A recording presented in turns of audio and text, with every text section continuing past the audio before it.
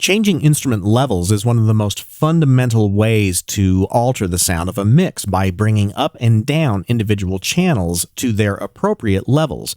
So, in fact, you'd think there's probably not a lot of time I need to spend on something like that, but I am going to show you some concepts and techniques that will make changing levels a lot easier. In the last section, I was adjusting individual channels' pan, but now I could adjust their levels very quickly by grabbing a fader and moving it up and down. It's a much more mature thing to turn something down that's too loud than it is to just start turning things up until you run out of space to move the fader. So on those occasions where you find that certain tracks are getting lost in the mix because they don't have a high enough level, it might be better to find the other channels that are in that same spatial area and turn those down. That will result in bringing the lost channel up a little bit in the mix because everything around it is being turned down. So to adjust a fader, all you need to do is move the fader up and down by clicking and dragging on it. But you'll find that when you do that, the fader knob is really glued to your mouse pointer, so they move identically. And that doesn't leave you a lot of room to make minute adjustments. And those minute adjustments are even harder to make when your mixer is at its shortest position. So to make those fine adjustments easier, hold down the Shift key before moving a fader.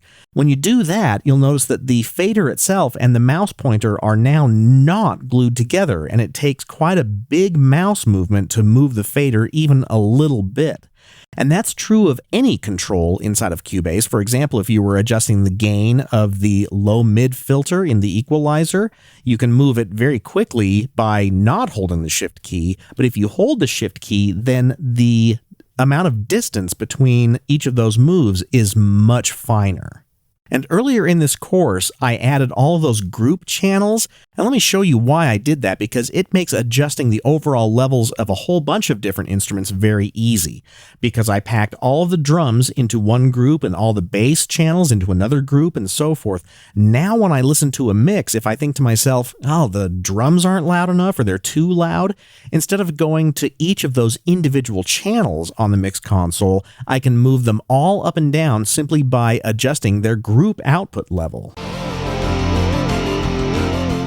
This is kind of the busiest part of the mix, so this is where there is the most information, and we are starting to lose some of those instruments. I can hardly hear the theremin, so I'm going to bring the theremin group channel up.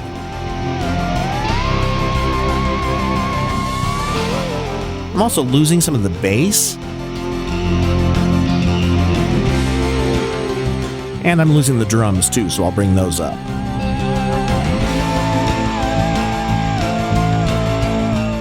And as you'll remember, when I created these group channels, I turned them all down about 12 dB. That gives me more room to move up and down when I really get into the nitty-gritty of a mix.